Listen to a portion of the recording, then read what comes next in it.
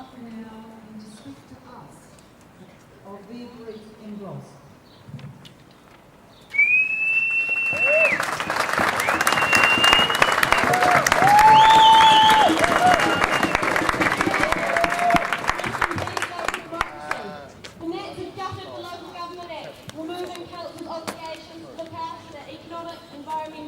Cultural and social well-being of communities. These full well-beings have been replaced with limited responsibilities for just roads, rubbish and rates. Well-being is not an added extra consideration. It's not an added extra for consideration after the fundamentals have been taken care of. There are frequently tensions between matters framed as efficient and economic and those seen as cultural, environmental and social. If these are not included in a decision-maker's brief in our Council's mandate, we can expect to see them overlooked and overridden. Council should be encouraged to look at long-term sustainability issues such as reducing our rubbish and reliance upon roads, and this has just been made a hell of a lot harder. Local government initiatives such as environmental education, support for education, regional economic development, they're all under threat because of changes that this national government has made. And whilst and encourage you and your friends to vote. National government, we want our democracy back. The government has backed overseas-owned private mining company Bathurst as it prepares to start its march of open-cast coal mining destruction on the incredibly beautiful Denniston Plateau. We want a well-founded government, well-funded Department of Conservation with full capacity to protect nature on our land and at sea. Thank you.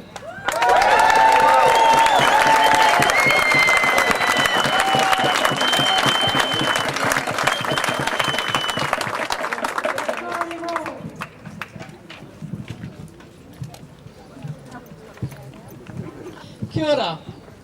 Quality public education is the key to an active and healthy democracy and creating competent, inquiring, thinking children and future citizens. This government's agenda of national standards, charter schools and school league tables undermines this because children need individualised learning, not a standardised one-size-fits-all approach.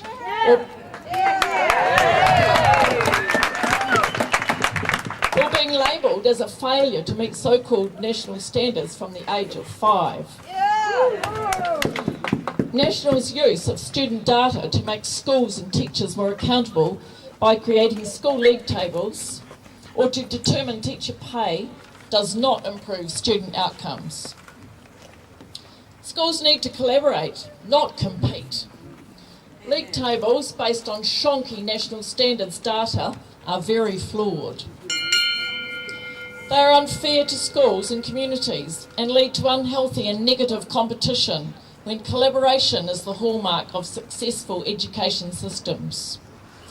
We all know increasing competition between schools does not improve student achievement. In fact, 4 years of national testing and the production of public league tables in Australia has failed to improve student results. Diverting taxpayer money into charter schools and more private schools is all about privatising schooling and reducing equity in education. Our world-leading state schools need more resources, not less. Charter schools do not raise student achievement.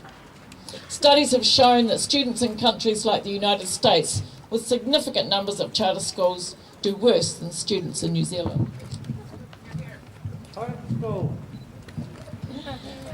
So, why has this government adopted the germ? Here it is, there's the germ. It's the global education reform movement, the agenda that has proved unsuccessful in so many countries. They took the Bible out of schools too. Yep. Mainly they have cups of tea and loonies like John Back. That's right, yep. That's where it came from. We need to convince them to stand up for kids, so we're not forced to mourn the loss of our world-class education system.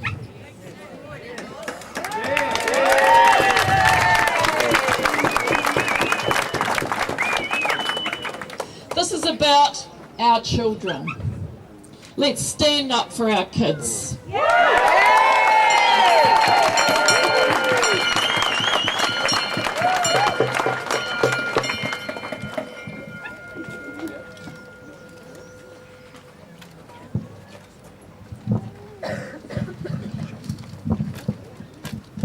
With this flag, I bear witness to child poverty. The White Paper for Vulnerable Children, written by Jonathan Boston, proves there are far, far too many children in New Zealand who are living below the poverty line. How can children in Nelson thrive so that they can belong and achieve in Aotearoa, when if they live in cold, damp houses, cannot afford health care and other essentials? I witness families trying to survive within poverty every day in my job, and I'm sure many of you do too.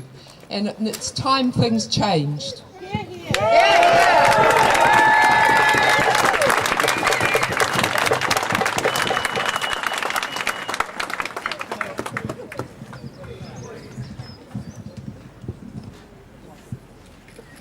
Thank you for coming. I mourn the silencing of the environment's voice. It can't speak for itself and only gets a voice in decisions about how it can be treated through people. But the ability for people to speak up on the environment's behalf is being consistently eroded, and it's just been eroded further this morning by the Minister for the Environment's announcements about the sweeping changes to the RMA that have been made. And sweeping is the right word for these changes. They sweep away participation rights, and they sweep away well-considered environmental protections to create an economic development statute out of our most important piece of environmental protection legislation. These changes give much higher priority to the voices speaking for development, extraction and exploitation, which already outshout the environment's voice whenever they come together. I mourn for a government that listens to opposing voices and understands that listening means better decision making, not slower decision making. Yesterday I saw a bumper sticker that said, "At least the war on the environment's going well," and I mourn for the casualties of that war.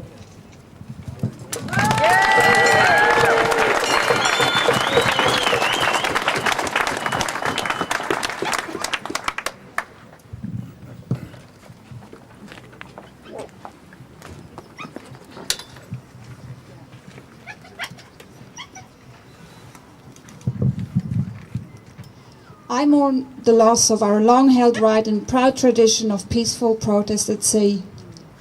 The national government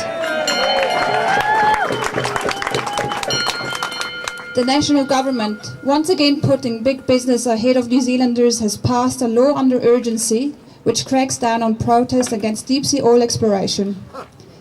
The penalties are harsh. Fines of up to $100,000 or 12-month imprisonment for getting closer than 500 meters of any oil infrastructure in our exclusive economic zone and beyond. Shame. But we should not be deterred. Just as once we defended our waters from nuclear pollution, we will defend them again with all peaceful means available to us. The catastrophic disaster in the Gulf of Mexico showed us all the terrible risks of deep-sea oil drilling. We do not want to take the risk with our coastlines and oceans on which we depend and which we love. We do not have to take the risk. We can thrive with clean energy and remain true to our values and reputation for being an unspoiled place. Simon Bridges was too scared to have his draconian law change properly tested in Parliament, but it will certainly be tested at sea.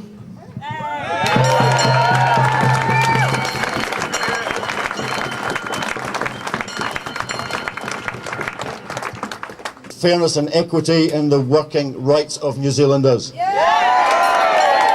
The changes proposed as a preemptive mourning, but the prognosis is terminal, unfortunately. They will take away the ability of unions to be able to negotiate good collective agreements and set standards for the wages for everyone in this country. This is a government who runs on a free market ideal until it comes to the labour market, and they're quite prepared to intervene to make sure that wages are held down. The trickle-down theory does not work, it's all trickle-up. How do we fix it? Next year, make sure you tick the right box. Thank you very much.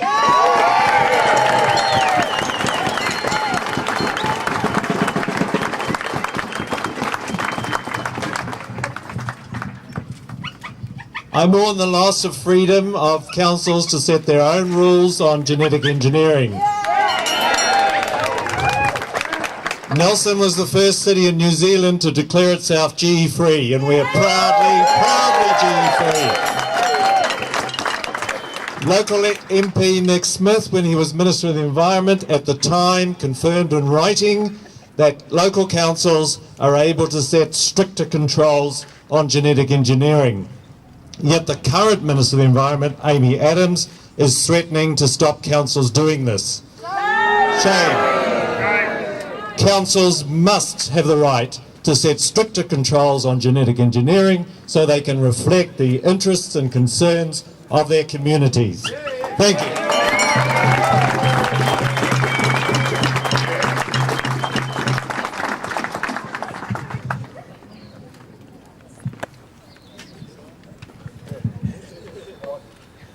Direct from Washington, D.C. I'm here to tell you, John Key has been years in the States learning all the nasty tricks of writing legal bullshit. It's a very dangerous situation.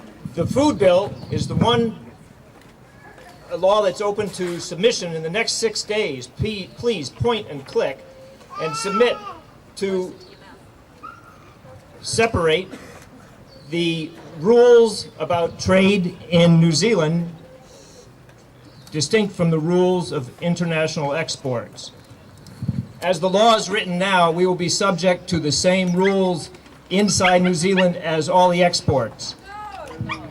And the law is written in a very sneaky way, including by reference other documents that change every day.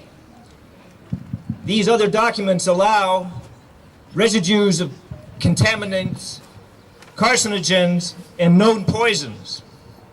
It has no place in your future, and I mourn the loss of your children's health.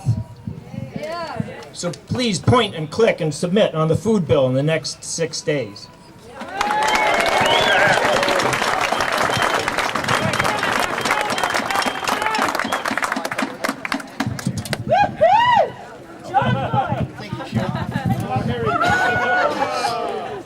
I'm here to mourn the loss of democracy in New Zealand, specifically for the members that I represent, their non-union colleagues, and indeed every New Zealand worker.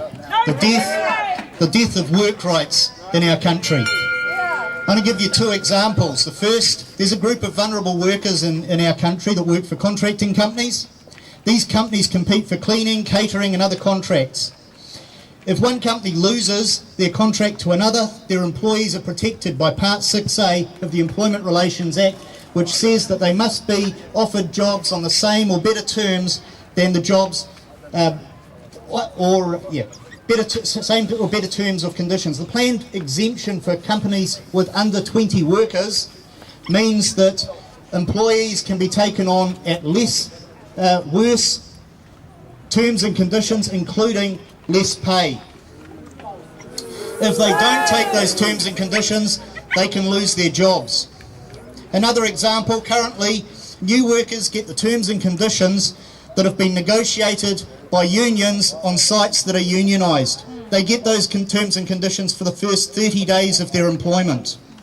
Plans to remove this 30-day protection will mean that employers can employ new workers on lesser terms and conditions, including pay.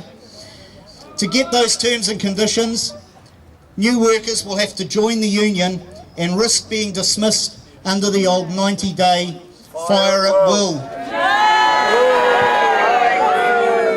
John Key says that these rules and others are designed to level the playing field. I say that it looks more to me like he's setting up the playing field for his friends, that he's putting a fence around the playing field, that he's locking the rest of us out of that playing field so that him and his friends can play with themselves.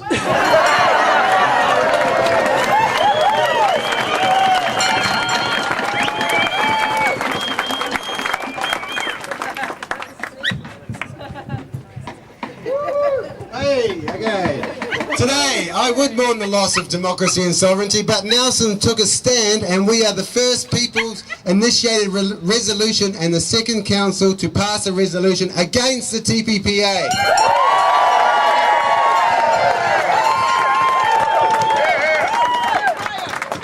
This month, Wellington is also debating whether to adopt the same resolution. So I have hope that we can do something.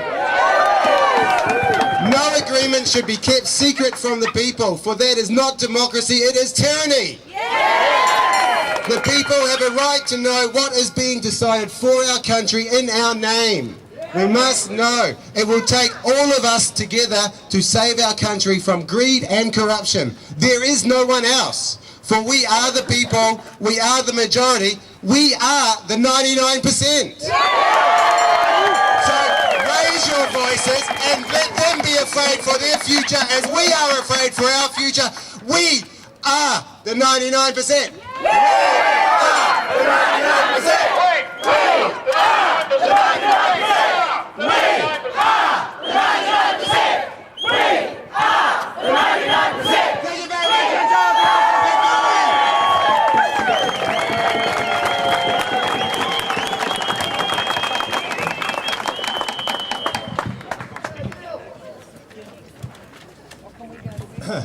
A bit of a hard act to follow. I'm here to mourn the loss of democracy because, is anyone here from Canterbury? Well, most of us get to vote in a few weeks' time for our local bodies.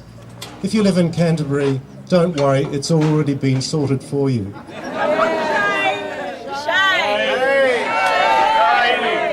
In Canterbury, for the Regional Council, we were told that there would not need to be elections for 3 years. Unfortunately, that's been extended for a further 3 years. How much longer will the people of Canterbury have to wait, and what is the chilling effect of that on local government in New Zealand? What does that mean for your rights as a citizen to be able to get out there and exercise that right to vote for people to represent you, to deliver up what you want in your communities? We're being told by the government that they wish to be more collaborative, and yet there is a somewhat Jekyll and Hyde character to this. And I think I'm one of those who routinely doesn't appear in such august company as you here. And in fact, last time I was at a protest like this was back in 1981. And for those of you that either have got grey hair or none at all like me, you may recall that time was a great time of divisiveness within New Zealand, but many of us stood up for something we believed in. And I think that's why you're here today, and I think what we're finding is a broad cross-section of New Zealanders very concerned about their future and their democracy. So please, join and be concerned, be very concerned about your future democracy. Thank you.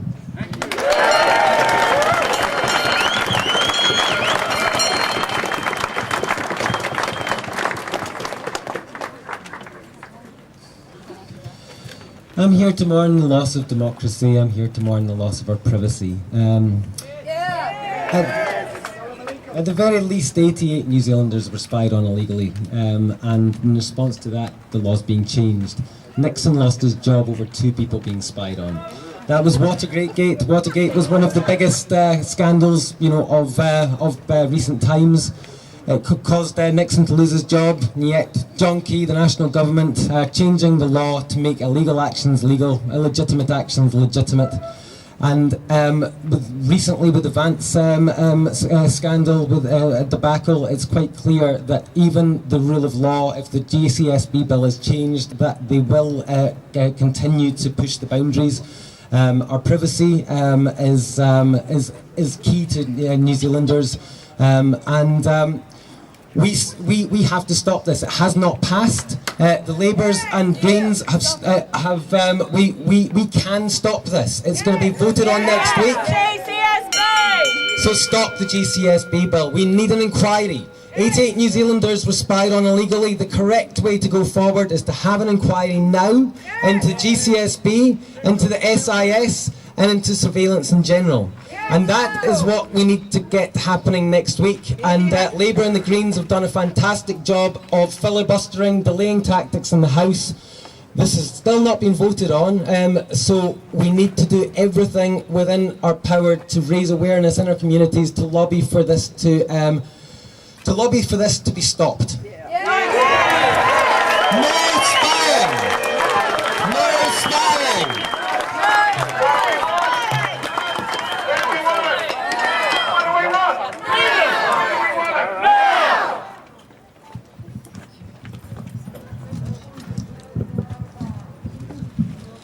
We the people have had enough of being ignored, and New Zealand is now standing up and sending a clear message. There will be no testing party polls on our animals. This protest is about keeping our animals, children, people safe. The tragedy is under law. We all suffer. There are more advanced, safer, effective ways of testing than to test on animals these days. Test it on the manufacturers! Yes! This protest is about people and pets, not politicians, poll pushers and profit. New Zealanders want to tell the government to do their homework, check their facts before they vote on legislation like this. We are protesting to show them that animal lovers and parents are voters. We cannot understand why the government voted this way. New Zealand is known for its clean, green image. However, this ruling completely contradicts overseas guidelines. This is unethical and unnecessary. The UK banned animal testing for party pills in 1997. There are better alternatives available. This is not a question of voting for the safety of people versus the safety of animals. This is about protesting to keep both safe. Testing on animals is horrendous and totally unnecessary. One of the ministers sitting on the Health Select Committee admitted to having no prior knowledge of the credible non-animal testing alternatives until concerned members of the public handed him the information only hours prior to the vote. Shame on him! Stand up and be counted. Join us. We seek justice for those who cannot speak for themselves. We also need to protect our international reputation. We need to protect our people, our animals, our country. This law is an embarrassment and a joke. We are here to save New Zealand.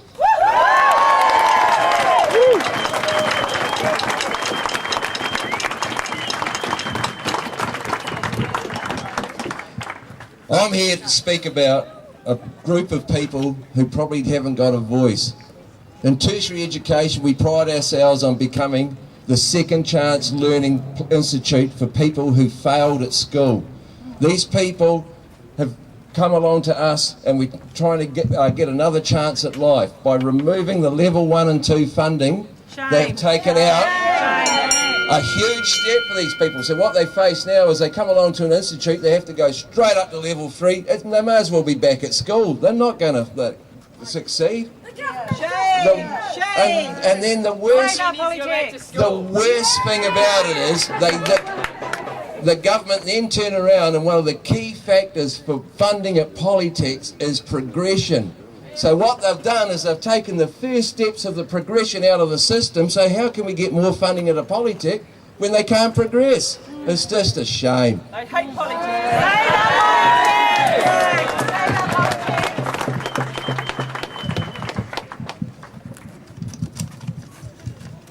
Can I get up on this? Yes. You're not too old. I mean, am I young enough?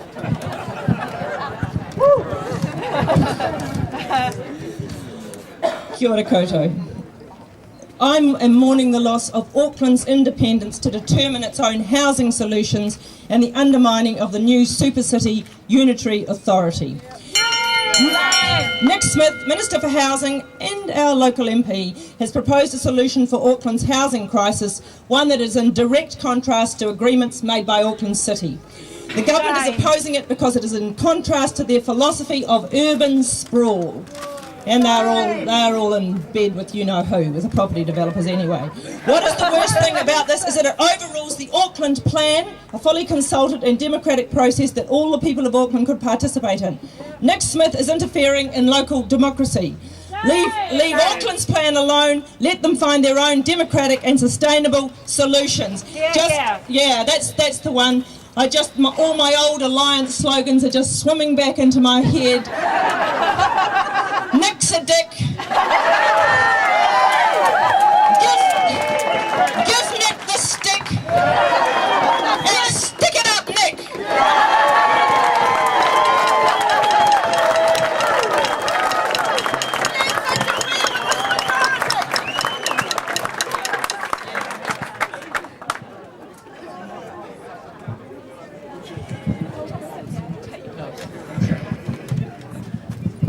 Hi Nelson, well done. Yay, you're all here, that's so cool. I'm actually here to mourn the loss of human rights for beneficiaries. People on benefits have had their human rights taken away, they've had their dignity taken away. Apparently they're lazy, they're work shy, they can't even look after their children. Not true. They're all on the run. Not true. We know this isn't true. We know that this has just been the national government feeding a whole lot of stories to the media and trying to convince the public that beneficiaries are totally different to who they are. Unemployment's at 6.4%. They promised us jobs. They said 170,000 new jobs. Where are they? What we've seen is redundancies. We've seen them help to create unemployment. We've seen them laying off our public servants. We've seen them gutting Kiwi Rail. We've seen them sending contracts overseas. And then it's the fault of the unemployed that they're unemployed. It's their fault they're poor. They're not trying hard enough. It sure is a shame. What I want to see is a government that respects, honours and ensures the human rights of all New Zealanders, regardless of their employment status.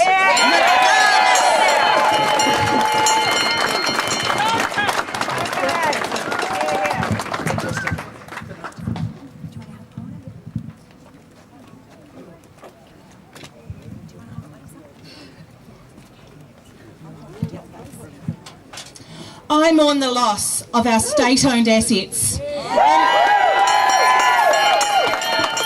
particularly the shameful, illegal loss of Mighty River Power earlier this year. John Key promised that the 49% of Mighty River Power would go to mum and dad investors. Are any of them you? We know that only 2% of New Zealanders ended up buying 49% of Mighty River Power, taking the profits out of our country and out of our public services that we need them for and putting them into the hands of the wealthy. This government is for the few and not the many.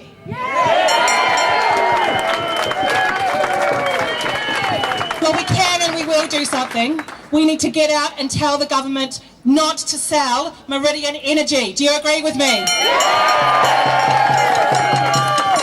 And we will have a referendum and we will tell this government that the people of New Zealand do not want any more state-owned asset sales. They were built up by my grandparents, by our grandparents, for the future of our country, for our children and our mokopuna, and they are not yours to sell, John.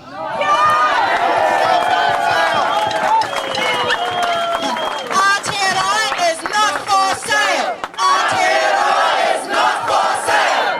Aotearoa is not for sale. Thank you, Nelson.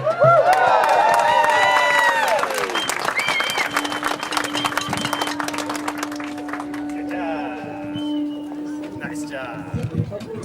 Kia ora. I mourn the loss of communities having a say in where poking machines are situated And more importantly, how many pokie machines are allowed in our communities? John Key has sold out to big business by backing the Sky Casino Amendment, guaranteeing them 35 more years of massive profits at the cost of massive harms to thousands of New Zealanders. Problem gamblers will pay for the Sky Convention Centre in Auckland, not Sky Casino.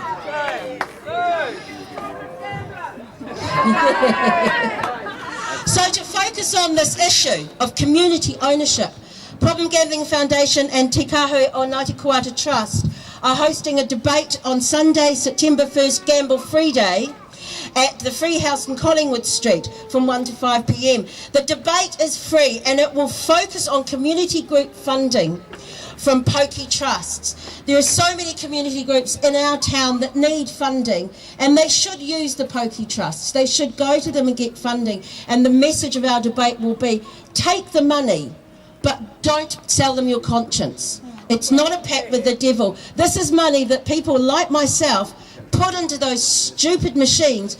We need to keep the money in the community. Current research said that 12% of pokie money that went out through Nelson pokie machines, only 12% came back to Nelson community groups. And unfortunately the biggest community groups obviously were the sports teams and harness racing. Not the food bank, not community workers, not Women's Refuge, not where that money's needed, and probably, unfortunately, where that money came from. So if you're a community group that accepts pokie trust funding, or you're interested in accepting pokie trust funding, please come along to this debate. It will be both informative and entertaining. Please contact us on 03548223 or Problem Gambling Foundation. But let's keep pokies out of our communities and tell John Key he can't sell problem gamblers so that he can fund a convention centre in Auckland. Thank you.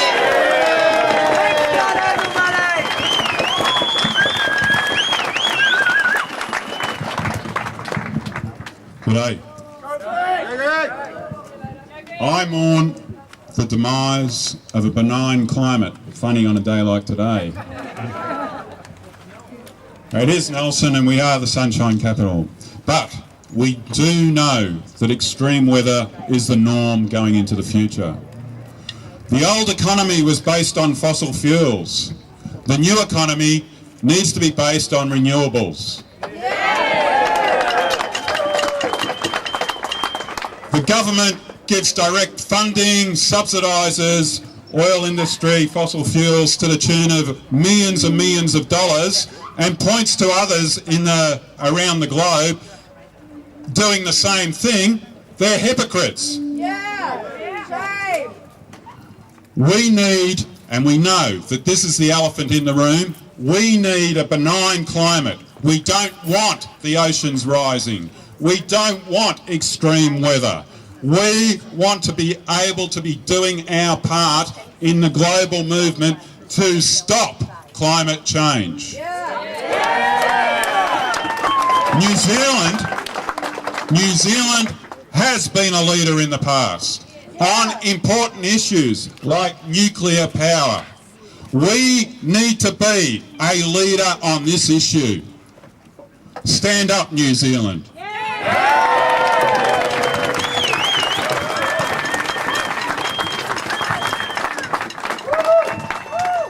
I'm here to mourn the loss of the world as we know it.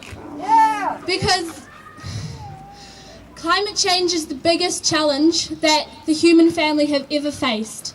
And climate change is the biggest threat to my future, to your future, to the future of your children, and to the future of all coming generations.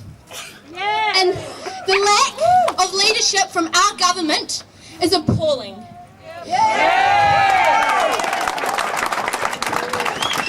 I want a future that is a little bit like the future that my parents had.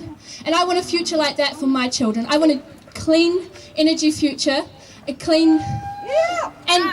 Oh, sorry, I'm a bit lost. I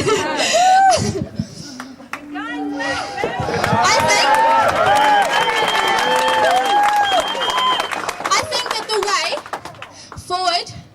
is a bottom-up movement, and we need to show our leaders how to be leaders because they're obviously having a bit of trouble.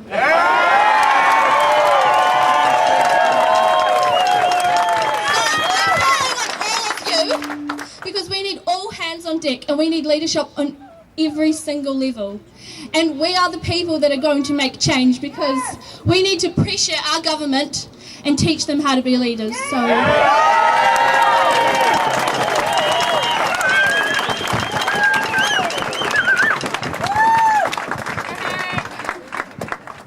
Kia ora koutou. I mourn the loss of democracy for young people. This loss of democracy has affected the youth voting turnout and hence our say on important issues happening in our backyard, Aotearoa. We are all here today because as New Zealanders, we oppose the John Key-led national government and all of their conniving plans for our future. And let's be honest, basically all of these plans revolve around eliminating democracy inside our country. Let's look at a couple of examples. The GCSB bill and the legislation National put through to end protests at sea. Both of these national propositions are trampling all over our civil rights and are a new low, even for John Key Donkey. Wonky donkey. Firstly, the GCSB bill. For those of you who are unawares, the bill is designed so the government can spy on everyday New Zealanders. Shame! Shame! Now many people say, well, if you have nothing to hide, then you have nothing to be afraid of. The fact of the matter is, every single one of us here probably has quite a lot we want to hide from the national government. They will know what websites you visit and what kind of porn you like. Do you want to be categorized as sexually deviant? They will know you called a mental illness helpline or suicide helpline. Ever had an innocent banter with your friends over the phone that could get you into a lot of trouble at an airport? They would take that seriously. Or when you talk to your mum on the phone about your deep emotional states, they're recording it and they'll judge you. Do you do a lot of activism, protesting? You're already a hot target. A big company with a lot of money could easily encourage the government to get the goods on you.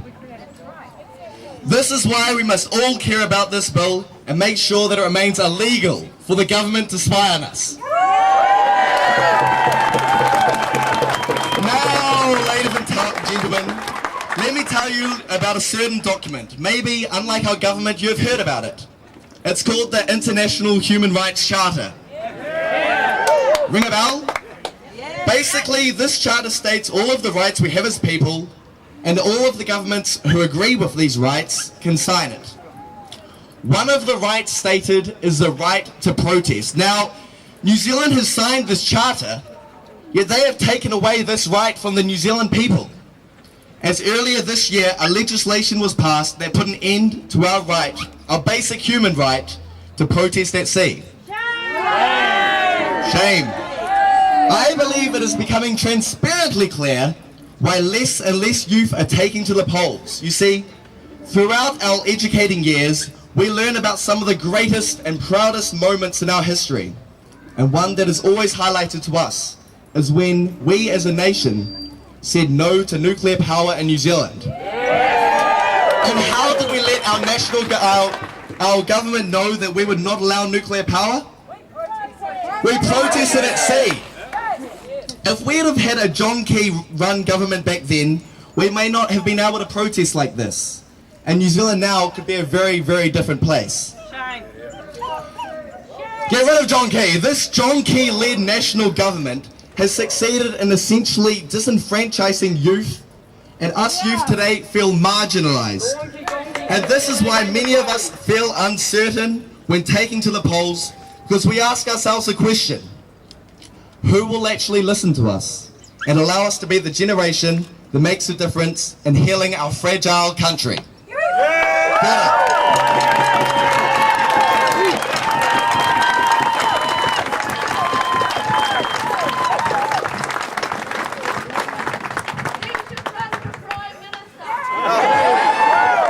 I'm here to speak on a matter that's close to my heart, and that's the sacrifices that soldiers and policemen, Navy personnel, Air Force have made throughout the generations for the democracy that we now enjoy and are slowly seeing getting taken away and chipped away by these fellas.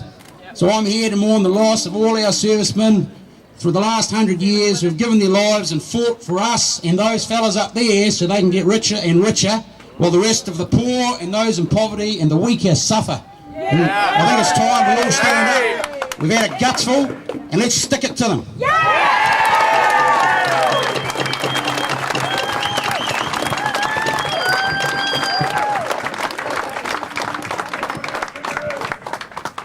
Take a moment to just look around and see all the amazing signs and messages that all of each other of us have brought here today. There are an amazing array of issues that our country is facing. I want to speak to you a little bit about democracy itself. I thank all those courageous voices who have come and spoken today, and every other one of you also knows and has brought your own ideas. We are so privileged to live in a democracy. Thankfully, we know what it is to have a democratic process to guide and hold our society together. A democracy means a government in which the supreme power is invested in the people. It means political and social equality. Democracy trusts people, dictatorships do not. The essence of a democracy is to dignify every human being and give, whether rich or poor, the right to a place in a community and the right to a happy and prosperous life. I invite us to remember what is gone already from our home. It has been a slow and sure erosion, and I hear everyone here today saying, enough. We are also pledging that we are willing to be the somebodies to do something about it. I just want to speak briefly about Anne Salmond wrote a lovely article in the recent Nelson Mail, and I want to just weave a few of my own words in with her. We want to live in a country we can continue to believe in, and believe and trust is now being heavily compromised. And we are beginning to falter economically, socially and environmentally. And this faltering includes the deep-seated myth of the free market. All evidence in history confirms that the free market does not succeed in retaining our political and social equality. There's also the myth of the inalienable rights of the individual, the isolated cost-benefit calculating individual. It is truly a myth, because actually I think we all know at the core of our being, at the centre of our primary functioning, is our social self. We do not survive without one another. Right from birth, if we don't get attached, connected, nurtured and cherished, we die. Anne Salmond writes,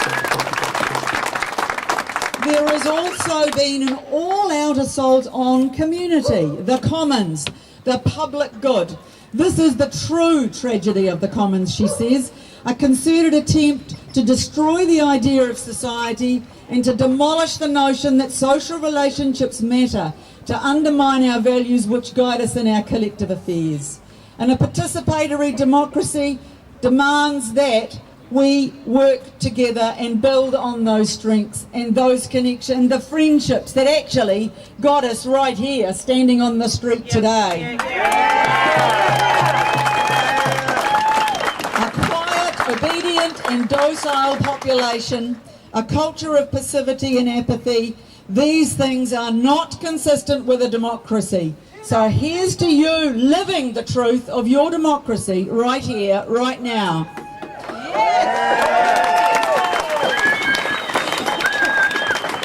Our faltering has also included the terrible yet reversible reality that New Zealand is now among the top 5 most unequal countries in the world.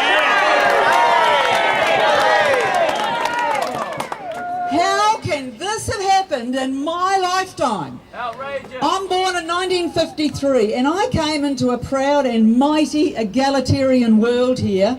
We had a sense of everyone having a fair chance at good health over a lifetime, free education, access to affordable quality homes, and where the quarter-acre dream was flourishing. We have faltered from over 87% home ownership then to a staggeringly low 63% now, and the cost to our social well-being is equally staggering. So what can we do? How can we continue to be and help others to become active citizens? After all, we're made to move, and we do best when we are active, and that means our heads and our hearts and just as much as our bodies. Keep determining that sense of moral courage and moral compass that you have.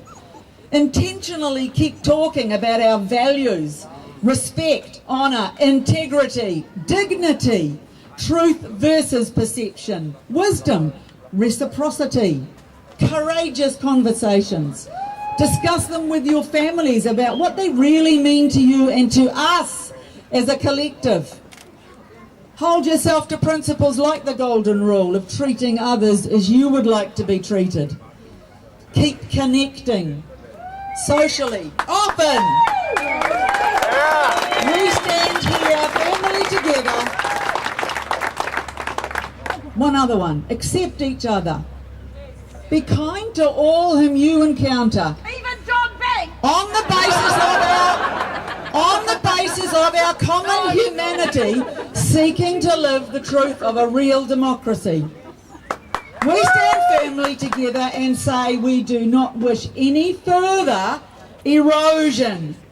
Enough. We simply ask for an economy of enough to live simply so that all may simply live.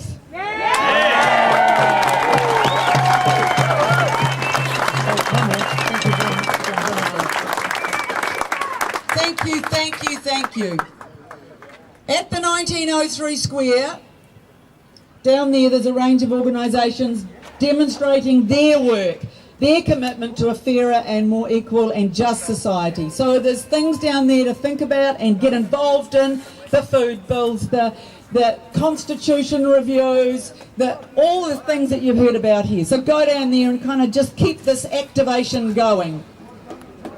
There is much to be done to slow and eliminate this erosion and to re-establish our democracy on values we hold dear. We all encourage and support each other to continue to be the change we want in our world. I'll invite John up to lead us in a song. I want to invite John up to lead us in a song. Then Samba de Soul will hit the drums and guide us to 1903 Square. Hold on. Can you hear me? Hold on.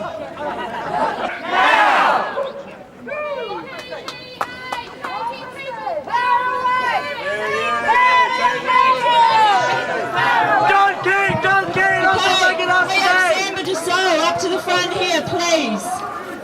Samba de Soul.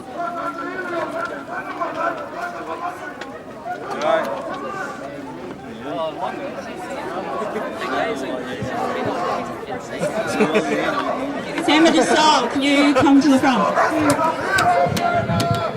I want to remind you that over at the 1905 Square, there are lots of green post-its for you to write down your ideas and solutions. Samba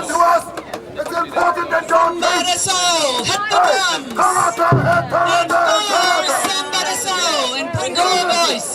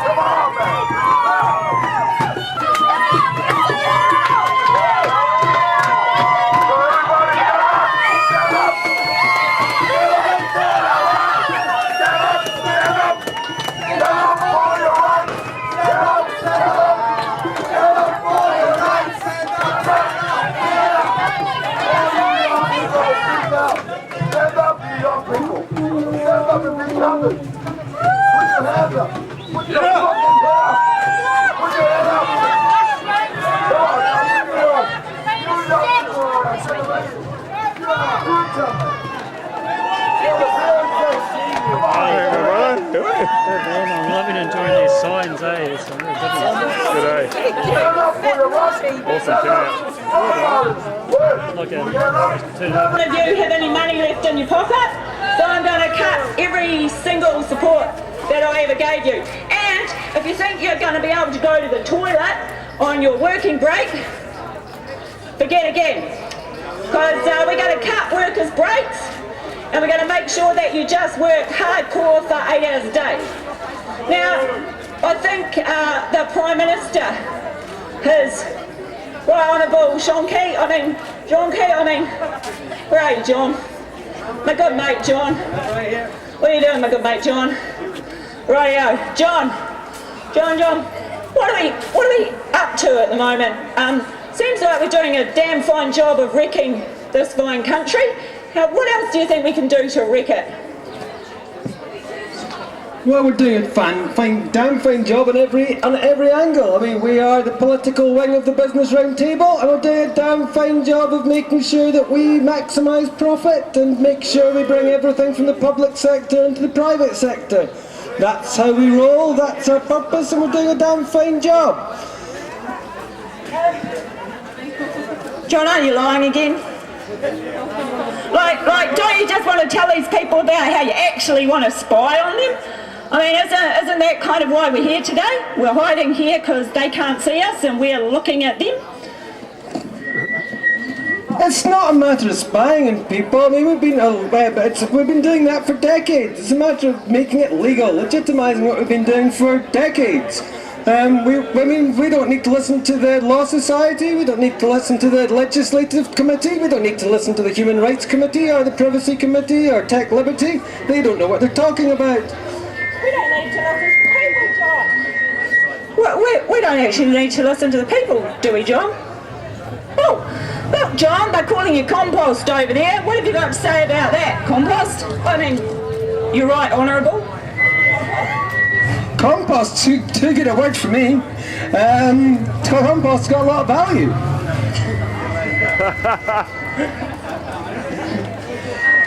So the idea, if everyone can come to the front and take a post-it note and write your thoughts on a post-it note and stick the post-it note to the coffin. So there's pens at the front, there's post-it notes, so come and express yourself. John, that's a democracy to express yourself. And these people here, they're not here for democracy. They're here to make sure that their rights are overridden, that they don't have a voice, that they're not going to vote, and they certainly don't care that we take away their rights. So, because you don't, I urge you not to come to the front and write your message on the coffin. I mean, we might pretend to have a look at it, but it'll just be wasting your time, so don't bother about democracy. Next here, I'll do it all for you.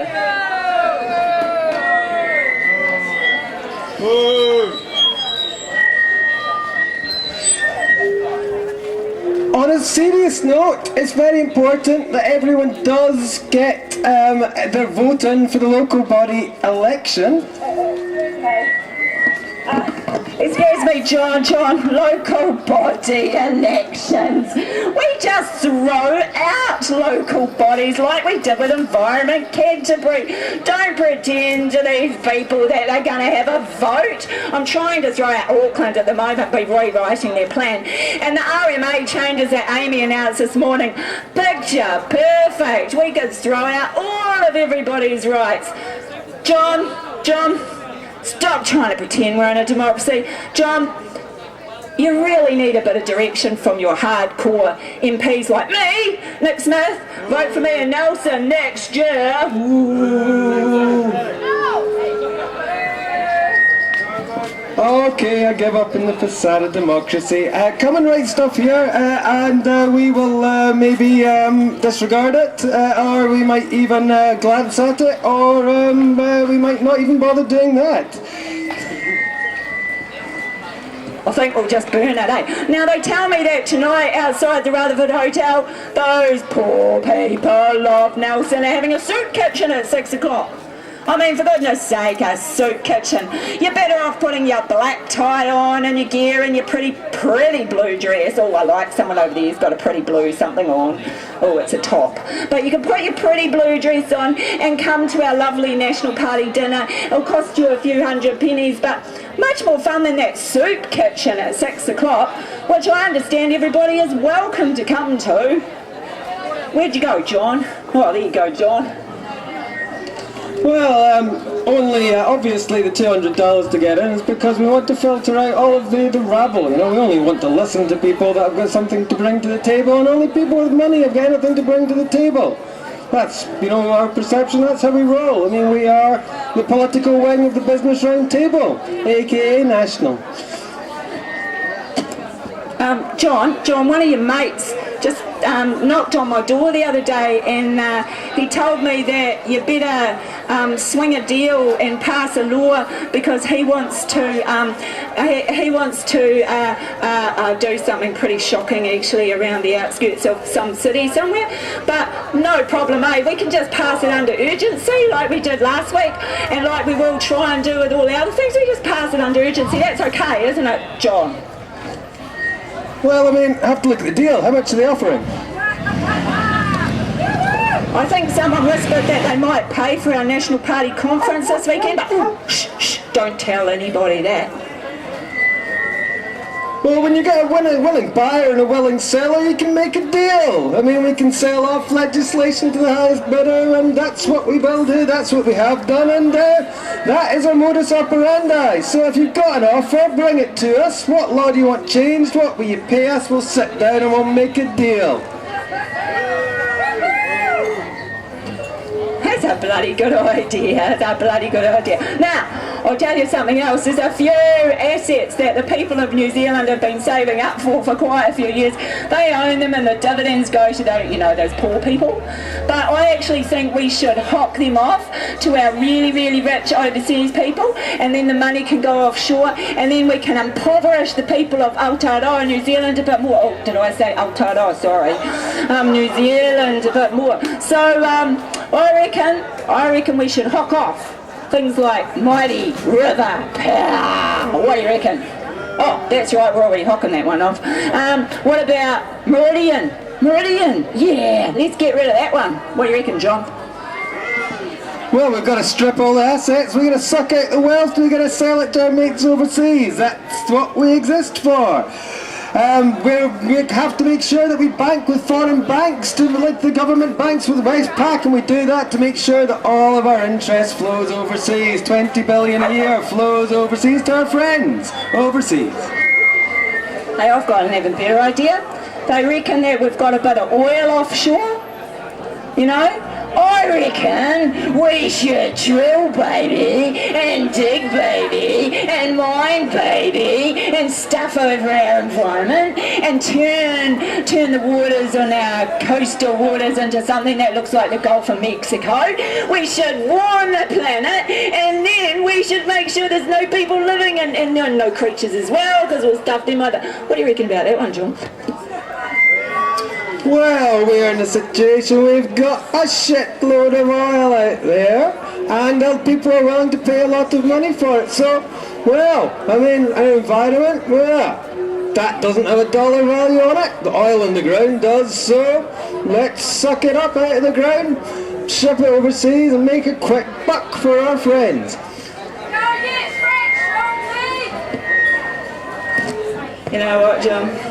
I reckon we're on to a winner, I reckon we've got these people sussed. I reckon they don't care anymore. They're too busy out shopping on a Saturday, filling their little bags with plastics that we keep bringing and importing. And while we do that, we import them and we push down the wages and we make our own people redundant.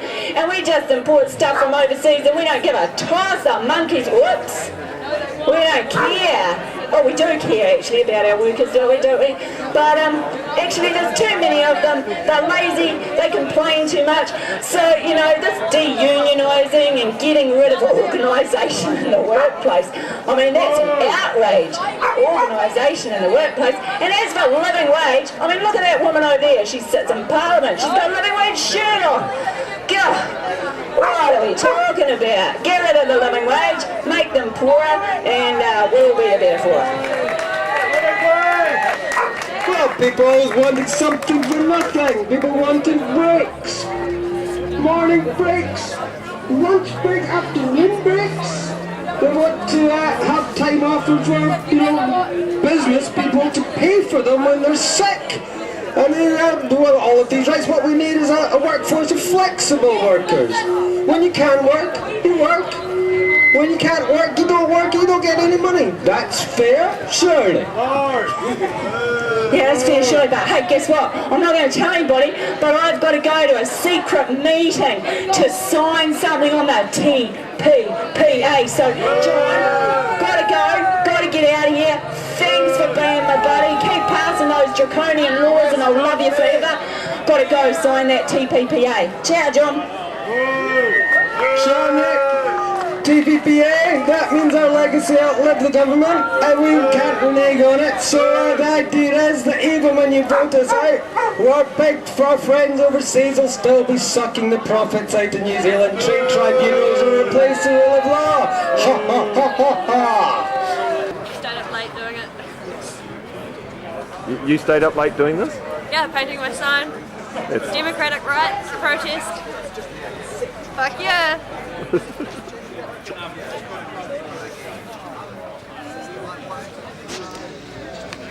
Those are words that all New Zealanders should be taking note of. It's time for a change. You gotta fight for your right. You do indeed. Use your voice, not your fist. Passy fists. Passy fists, people. Ready?